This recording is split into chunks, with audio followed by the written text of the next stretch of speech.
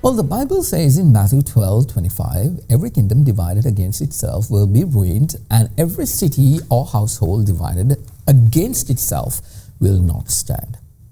I know most of you watching are not Christians, but there's a lesson we can learn from the teachings of Christ.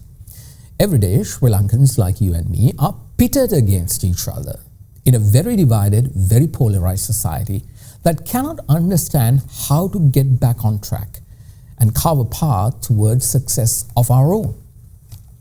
Radical politicians have continued to push us against each other, against our own Sri Lankan friends, our Sri Lankan brothers and sisters, and our Sri Lankan values. The radicalization of our society continues to be led by many of our blinded politicians, puppeteered by various entities internally and externally of our shores. Every single day we hear, especially from neoliberal mindsets via these mouthpieces of Colombo liberals, who claim to tell us that we ought to be ashamed of our Sri Lankan values or our own solutions for our own problems, and that we ought to be thinking like the world.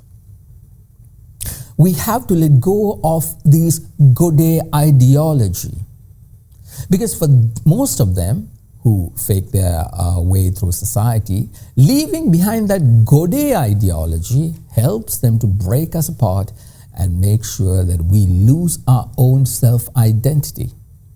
That way, it's easy to bring in whatever their agenda and implement it however they want. But the reality is, as Sri Lankans, there's so much more that unites us than things that divides us. We all want a better future in this country, not in another country, but we all want a period where we can say we are one of the richest nations in the world. We all want the future for our children to be bright, a future where all of them can enjoy the fruits of this land and be joyous that we did the right thing by them. Sri Lanka has limitless potential. The only limitation that exists is in our thinking. We think as a member of a lesser nation, whereas we ought to be thinking that there's greatness in our nation that can make us better than any other. There is no point talking about a rich history of 2,000 years when our present is an abysmal state.